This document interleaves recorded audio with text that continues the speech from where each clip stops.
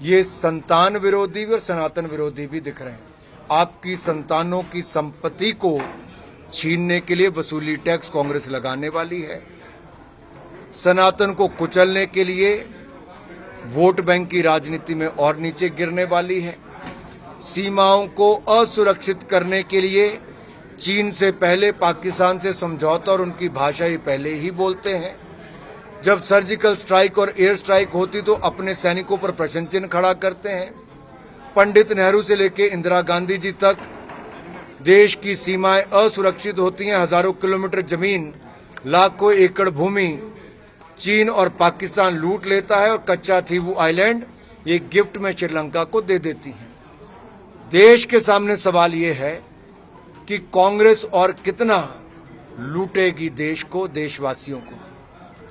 सीमा, संतान, संपत्ति और सनातन, इसकी सुरक्षा करनी है तो मजबूत नेतृत्व चाहिए। मोदी जी के नेतृत्व चाहिए।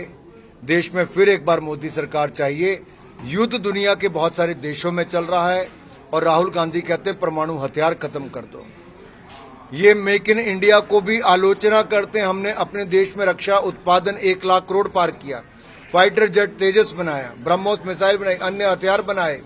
लेकिन राहुल गांधी और अन्य दल चाहते हैं कि भारत की सीमाएं भी कमजोर हो जाएं, भारत में हथियार ना बने और जो परमाणु हथियार है उनको खत्म कर दिया जाए। कितने टुकड़े भारत के देखना चाहते हो भाई? टुकड़े टुकड़े गैंग को पार्टी में शामिल करवाते हो। एसडीपीआई, पीएफआई जैसे संगठनों का समर्थन राहुल गांधी अपना चुनाव लड़ने के लिए लेते हैं और सनातन को कुचलने वालों का समर्थन लेते हैं और आपकी संपत्ति को वसूली टैक्स के माध्यम से अपने वोट के लाभ के लिए बांट देना चाहते हैं। तो आपके जीते जी भी ये वसूली करेंगे, आपके मौत के बाद भी वसूली करने के लिए कांग्रेस है तैयार। सर, कर्नाटक की गवर्नमेंट में एक रिपोर्ट आया है जहां पे वो लोग मुस्लिम्स को ओबीसी रिजर्वेशन में ऐड करना चाहते हैं सो दैट